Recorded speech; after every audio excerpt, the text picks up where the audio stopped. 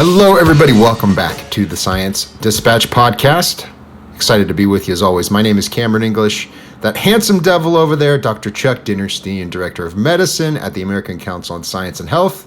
Chuck, what's going on? As they say, a face made for radio. You know, you're a little too humble for your own good. But nevertheless, I'm glad to see you. I'm glad to have your expert insight. And, of course, we're once again talking about one of your stories, which you knocked out of the park. This was very widely read, and I dare say helpful for allowing people to understand scientific consensus and, you know, what the body of evidence on a given topic actually says. I think this is really good. So this article you wrote is called Scientific Consensus, Shorthand for Shut Up, the Grown-Ups Are Talking. So here's your summary. Real science doesn't settle debates with a show of hands. It builds momentum across studies, disciplines, and data until the picture gets too clear to ignore.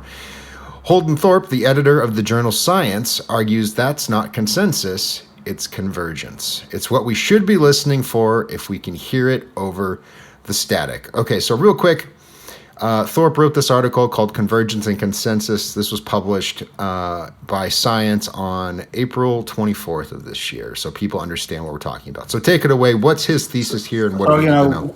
We've not always been a big fan of Thorpe. He is the editor of Science, which is why his article, which is really an editorial, got posted so quickly. But, you know, under either the idea that even a blind squirrel finds a nut, or the idea that you can learn from anyone, I was really taken by his editorial. Now, that may in part be from the fact that I spend my time, as you do, writing, and so I'm often taken by words. And I think one of his early points in the truth about things is consensus is kind of a very static term, and it certainly brings up that images of people voting and lining themselves up in one group or another, whereas convergence is certainly more of a dynamic sounding word, and it suggests that we're moving in one direction or another. So I thought that was worth exploring. So I think his basic point is that science is not static, despite the fact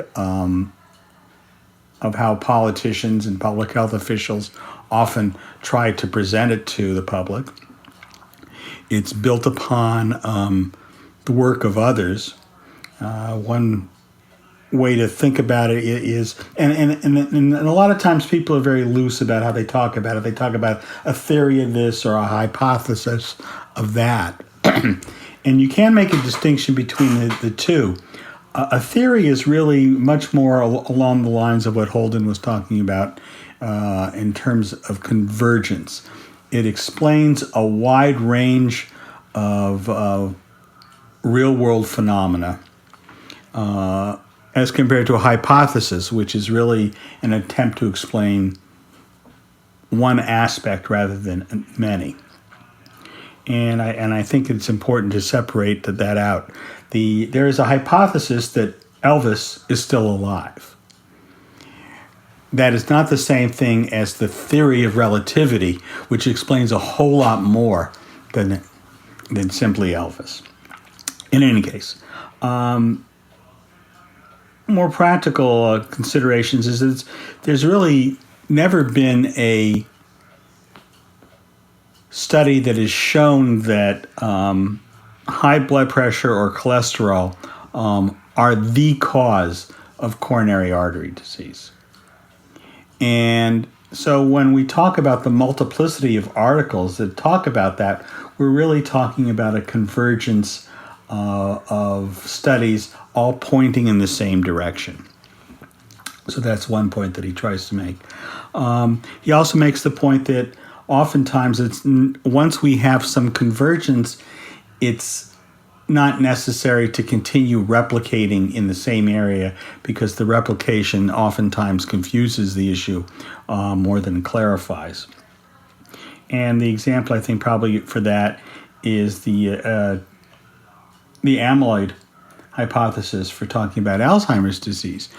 We've been banging our heads against that particular wall for 20 plus years. And there's more and more studies coming out talking about the amylite hypothesis, but it is yet to lead to any real breakthrough treatment or cure. So the more studies we get do not lead to greater convergence in that particular area. Then I think he also talks about some of my other favorite topics, which were presented probably best by Donald Rumsfeld, the unknown knowns.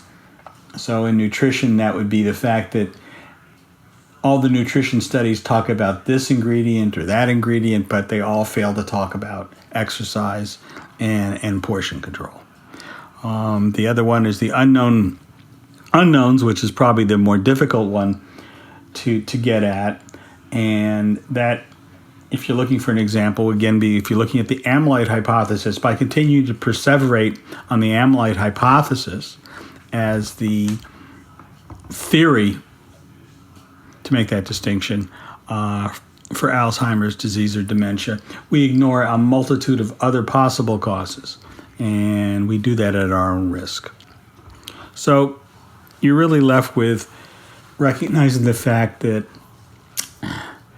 there's a dance that we have to do between fully accepting things and fully questioning things. And we seem to be, at least at the moment, in a phase for any number of reasons why we're questioning things that may not be necessary to question any longer. And in other cases, we're questioning things that we thought were gospel or not. So, I mean, let me go out on a limb here. I think that there are some good reasons to talk about reevaluating our use of fluoride in the water. Do I think that fluoride causes diminished IQ? No. But the use of fluoride has changed in the 80 years since we've been looking at it. And we may not need to put fluoride in the water to the same degree that we did in 1940 when people didn't brush their teeth and didn't brush their teeth with fluoride-containing toothpaste. So in that sense, I think it's worth going back and looking at some of that data. On the other hand, I don't think there's a big advantage to going back and looking at the measles data for the umpteenth time, because I think we pretty well have that one down to a convergence on the fact that measles vaccination is a good idea. So what do you think is motivating Thorpe to try to shift the messaging around consensus and convergence? What's going on in the world? He makes some vague allusions to, geopolitics and this heated partisan political situation that we're in. But he doesn't come out and say exactly, at least I couldn't tell, exactly why he thinks we need to sort of reframe the conversation. What do you think's going on? Well, under a best case scenario, I think that he's rethinking how some of his other editorials have played over time, and that there's a line between how adamant we might be in our statements. I mean, the whole basis of science is that it can be tested to be and found to be false.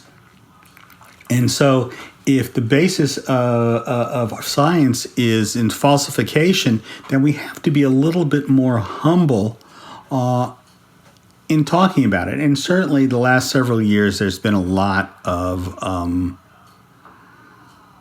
adamant voices on both sides of issues.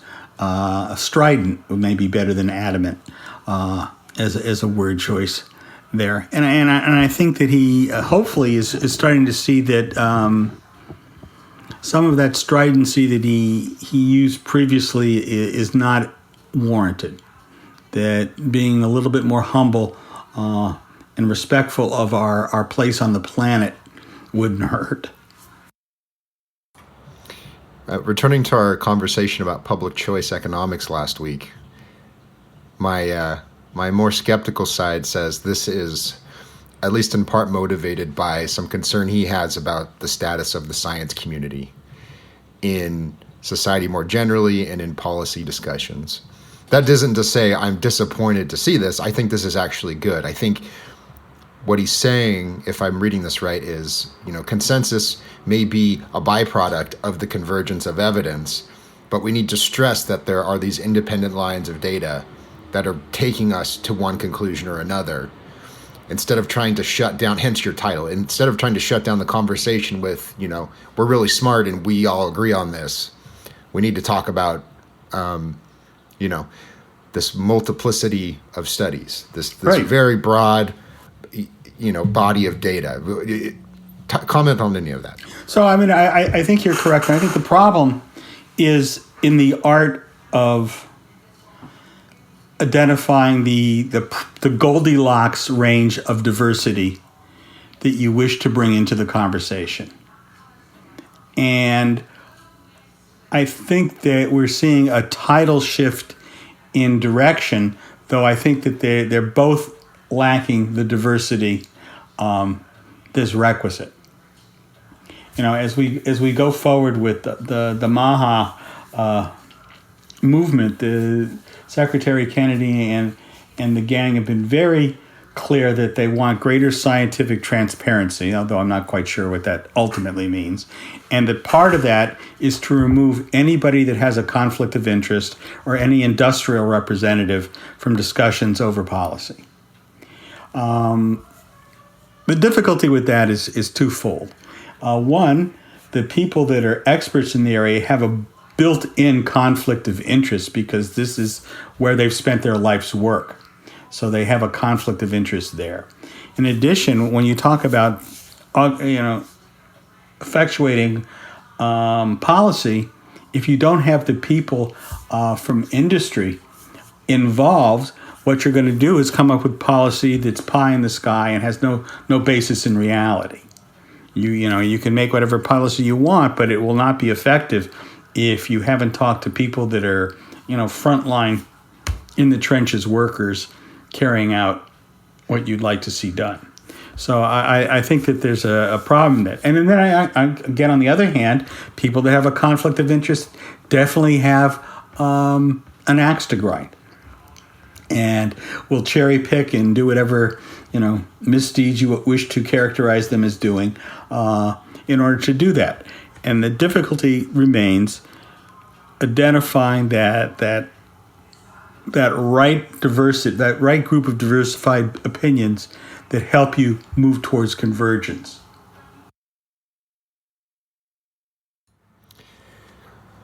So I want to point out another example, because you made reference to some of his more inflammatory comments in previous editorials. He published one on Holden Thorpe. He published an editorial in the summer of 2022 about gun control. And he wrote, direct quote here, "Scientists should not sit on the sidelines and watch others fight this out. More research into the public health impacts of gun ownership will provide further evidence of its deadly consequences. Science can show that gun restrictions make societies safer."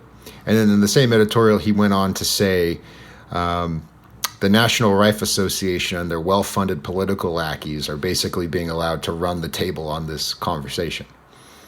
So, I would like to think that he's had a change of heart and he realizes that sort of talk about any kind of issue is inappropriate for a scientist, at least in his professional capacity. Right. Well, I think he's correct in saying it would be nice to have more research on guns and their role in mayhem in society. But by completely disallowing any comment by the NRA, he's dooming any policy to be unacceptable. You can say many different things about the NRA, and it has changed quite a bit in its intent over its institutional lifetime. But these are the representative of gun owners, and if you're going to have a meaningful change in how we deal with firearms, As long as the Second Amendment is in place, and I don't see that that's going anywhere real soon, you have to bring them into the conversation. That's part and parcel of doing it. It's just as important as funding some research into what's actually being done with guns. Yeah, it's a good point. And I guess what I'm getting at there is I hope what he says people take to heart, and it actually facilitates a change about how we talk about consensus and convergence and evidence and so forth. But I get the impression that this is calculated to a certain extent, and we don't have to talk about all of them today, but I think we could both point to different fields of research where we know that there's at least an unwillingness to discuss the totality of evidence because some of the implications could be uncomfortable politically. They don't even have to be uncomfortable politically. They can be uncomfortable in terms of very personal things like, I just wasted 25 years of my life, or I can no longer get funding for the 12 people I have in my lab. I mean, it doesn't necessarily have to come down to an ideologic differences. Science remains a very human activity, and it's going to be responsive to very human factors like, how am I going to support myself now that amyloid's off the table? Yeah, I would say I can tell you that as a surgeon for sure.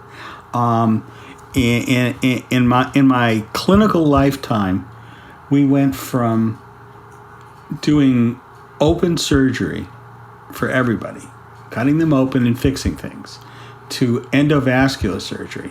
And for a guy that was well trained in open surgery, if I didn't learn and switch, I was out of work. I was done.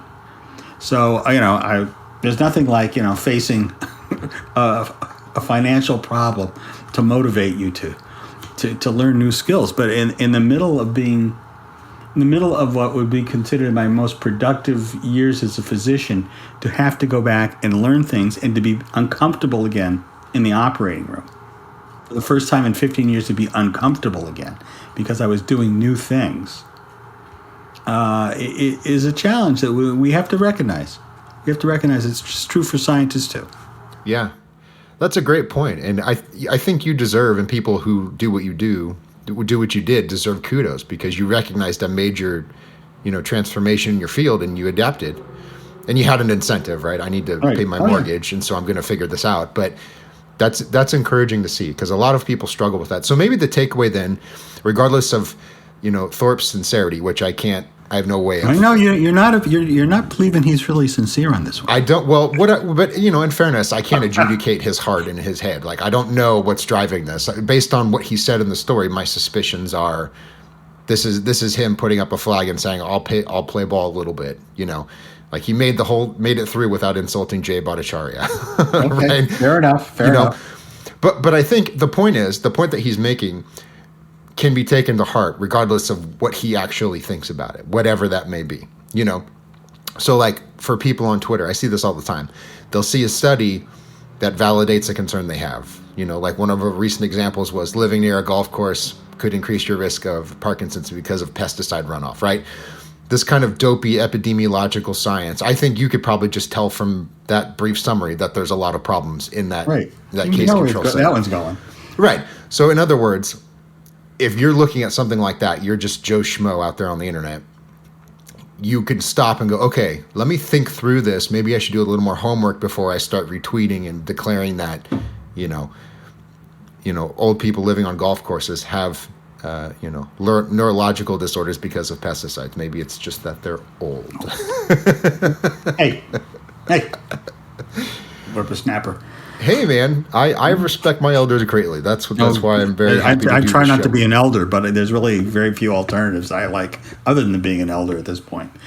So I know I hear. Maybe it's an attempt to avoid the Dunning-Kruger effect, which is the less you know, the more emphatic you are that you're correct. And I think that, we've seen a lot of that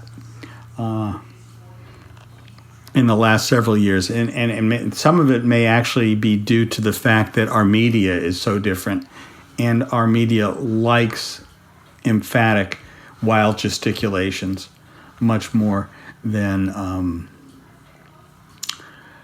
poised, thoughtful commentary. I think we're all like that. We all love getting riled up a little bit. It's fun if you're honest with yourself, right?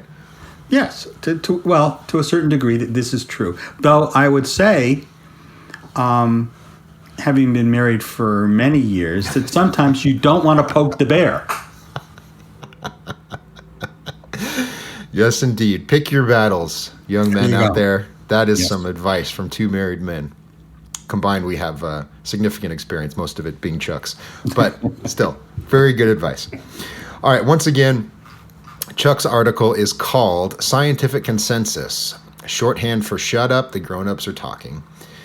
So go read this. Holden Thorpe's editorial is not paywalled, which is nice. So you can actually consider his insights without having to pay him first. The article's on our website. It's called acsh.org. When you go there, click the subscribe tab, put your email address in. We'll send you the stories we publish right to your inbox. The ones you read are the ones that we talk about in most cases. Thank you for joining us. We will see you next time.